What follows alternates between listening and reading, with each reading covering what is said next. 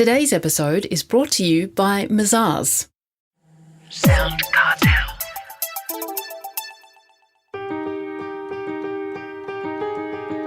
From SoundCartel, I'm Nicole Goodman, and this is Business Essentials Daily.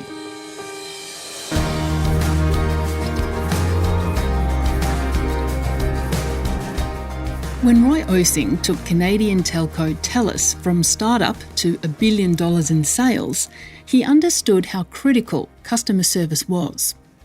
Great customer service isn't just about managing the good times, it's about being able to do the right thing when problems occur. In fact, how you handle a disaster gives people a window into your brand that they wouldn't have had otherwise. It can rocket you to success or become a huge fall from grace. Roy begins by explaining to Chris Ashmore his 3 elements to a great customer service strategy. And the first is core service. And that's basically what you produce for a customer. And it's generally a product or a service. So it could be an internet service, it could be a television set, anything like that. Think about it, it's called core because without it, you don't have a business. But with it, it doesn't necessarily mean you're going to be successful. So core service is kind of like the basic element. The second element is how people feel when they get the core service. And that's called the service experience. So that's the sort of emotional part that goes around the purchase or repair kind of experience that a customer has once they've got what your core service is. By the way, the service experience piece is the source of customer loyalty. I mean, you have to provide your core service 24/7, 365 flawlessly and seamlessly. But if that's all you do, unfortunately, you won't be creating loyal customers. You have to go to the next step through the service experience and you have to dazzle people. You have to blow them away. You have to leave them breathless because when they do, they go, wow, and they will stay with you forever and talk to other people about how wonderful you are. But there is a third one, a third element, and it's called service recovery. It's when you screw them over, what do? And people will say, well, what's that all about? And I say, well, the reality is you're going to make service mistakes. You're going to screw a customer over. You may try not to, good, but you will. It's because organizations are not infallible. Human beings and technology are not infallible. And sooner or later, there's going to be a mistake. And what we do with that mistake is really, really important, which we'll get to in a moment. I created a service strategy, which I'll read to you now, that kind of integrates these components. And this is when I ran the data business. It says, I quote, "We are easy to do business with. We care. We provide and support innovative quality solutions. We make promises and always keep them. If we fall short of our strategy, recovery will be our number one priority." So the elements of that service strategy take into consideration core service and the experience. We use the word promise, not likely. Promise is a human-to-human word. Connection is an organizational word, but a promise and a commitment is an organizational word. So we try and use those kind of human words. And at the end, if we can't deliver that, if we screw up, recovery is going to be our number one priority. That's how much importance we gave that whole concept. Well, Roy, if we can dig a bit deeper on recovery strategy, what is it exactly? A recovery strategy answers the question, what do I do when I screw the customer over? Through no fault, wasn't intentional, it happens in the organization. The interesting thing is that recovery, if done well, actually is a very, very significant loyalty builder. If you make a mistake and recover well, you actually blow people away and you enhance your loyalty position versus never having made the mistake at all. There's 2 pieces to recovery, Chris. The first is fix it fast. You've screwed up. You screwed the customer over. You need to fix it fast. And by the way, fast isn't like 2 weeks. Fast is 24 hours or less.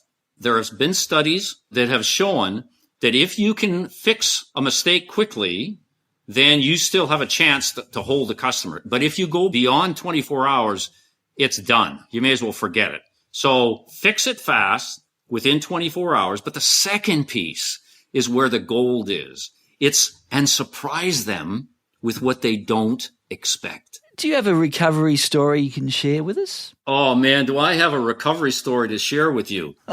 I'll make it really, really quick here, okay?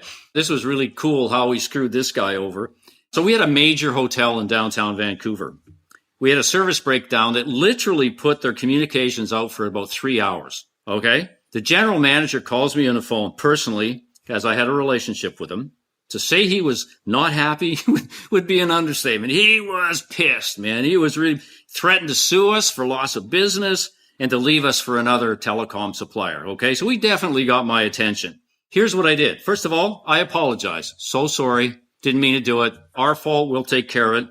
I had a check for $25,000 cut in 25 minutes, despite the lawyers. Yeah, I admitted culpability. So I had $25K. That's it. I didn't know how much it cost him in lost business, and it didn't matter. I needed a symbol. So I got a check for $25,000. And my reasoning was it was probably a heck of a lot more than that. But I'm going to start with it and just see what happens, right? I learned from my sales vice president that this general manager, you'll laugh at this, wanted a candlestick phone. Now, I don't know if you remember these phones. I'm going back a while. This was one of those decorator phones, right? This retro phones that the people would have on their credenzas, like the old Graham Bell phones. And it was colorful and it was cool. It was the coolest thing.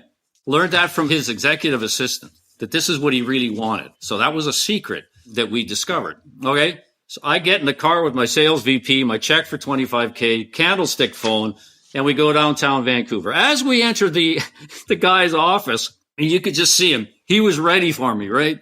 I didn't give him a chance to say anything. I went into him and I said, Mike, I'm so sorry about the technology glitch. We had this that caused the service screwed up. And I handed him a check and I said, and here's $25,000. His response was, that's okay, Roy. These things happen, right? So then I gave him what he coveted. Out comes this phone wrapped in bright paper and he didn't know what it was. So he's pulling out. You should have seen him when he saw, I get goosebumps again, just thinking about this. When he saw this phone, he collapsed literally and went, oh my God, how did you know?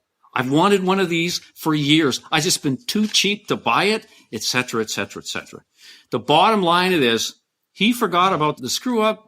Didn't matter to him. He became one of the most raving fans we had in the business community. Because every time he was asked, and he was on the public circuit, he was a public speaker, because this hotel chain was very, very famous. Every time he had a chance to tell a customer service story, guess what story he told? Now, a lot of people say, oh, Roy, do you really want him talking about the service screw up? I said, yes, of course, because that wasn't the point. And he never spun it in a negative way. He spun it in a way that showed the recovery prowess that we demonstrated and how much we cared for him by going to the trouble of finding out that he wanted and coveted a candlestick phone.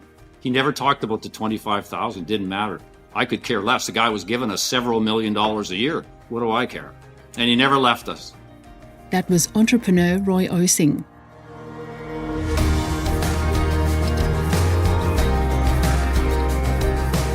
This episode of Business Essentials Daily is produced by the team at SoundCartel. Thanks for listening. I'm Nicole Goodman. We'll bring you more Be Daily tomorrow. Follow at BE Daily Podcast across social media and head to bedaily.com.au for more from the Business Essentials Daily podcast. SoundCartel. This episode was brought to you by Mazars. To find out more, visit mazars.com.au. That's mazars.com.au.